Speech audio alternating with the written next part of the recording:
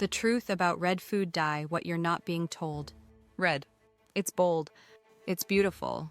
It grabs your attention faster than any other color on the shelf. It whispers, sweet, ripe, fresh, and fun.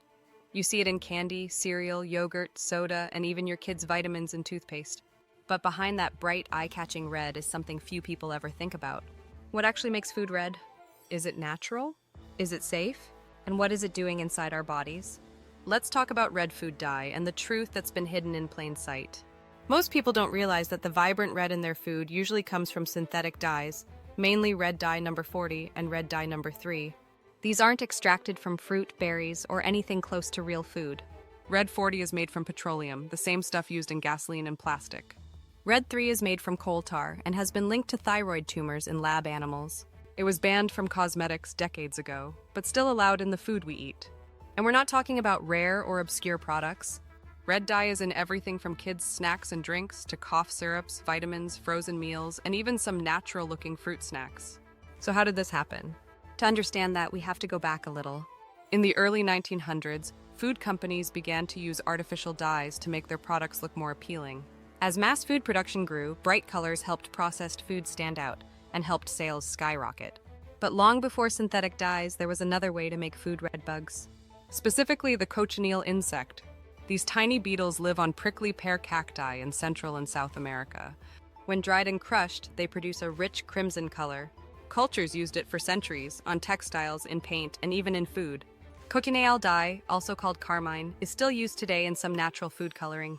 And honestly, it's a better alternative than red 40 or red 3. But not everyone is a fan, especially vegans, vegetarians, or those with religious dietary restrictions. Understandably, they don't want crushed bugs in their food. But even that is arguably less disturbing than coal tar. The problem isn't just what red dye is made of, it's what it does. Let's talk about behavioral health, especially in kids. Parents across the country are waking up to a scary pattern. Their children are hyperactive, irritable, unable to focus, and struggling in school. Many are told it's just ADHD and handed a prescription. But when some of these families take a closer look at what their kids are eating and remove artificial dyes and additives, something amazing happens. Their kids change. One mom shared that her son was on the verge of being expelled from kindergarten. Constant disruptions, aggression, meltdowns. But when she cut out foods with red 40, artificial sweeteners, and preservatives, she noticed a difference within days.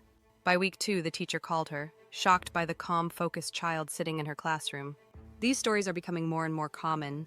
Now, to be clear, red dye isn't the only issue. The standard American diet is full of chemicals our bodies were never meant to digest.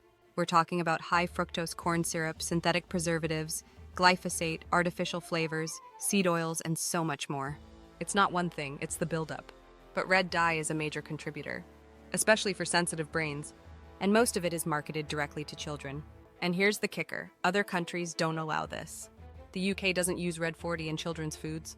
The EU requires warning labels.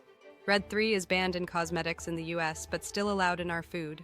And even many impoverished countries have stricter food dye laws than the US. So why is it still in our food? Simple. It's cheap. It looks good. And major food companies have strong lobbyists. Health concerns? Behavior risks? Long-term toxicity? That gets swept under the rug. People like Robert F. Kennedy Jr. have called this out for years. He's spoken about the environmental and public health impacts of unchecked food additives, especially in vulnerable populations. And while some of his views have stirred debate, one thing is clear: he's not alone in asking, why are we allowing known harmful substances in food, especially for kids? So what can we do?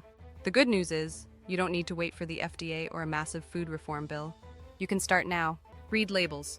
Look out for red 40, red 3, and anything labeled FD and C followed by a color and number. Try dye-free snacks, make smoothies at home, and look for natural colorants like beet juice, elderberry, paprika, or hibiscus. Support brands that care about clean ingredients.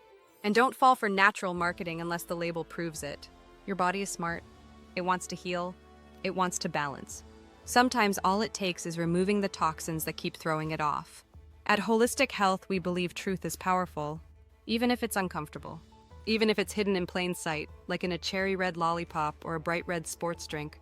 So next time you see that eye-catching red, ask yourself what's really underneath the surface. Thanks for watching. If this helped you, share it with a parent, a teacher, or anyone who deserves to know the truth about what's in our food. Stay awake, stay empowered, stay whole,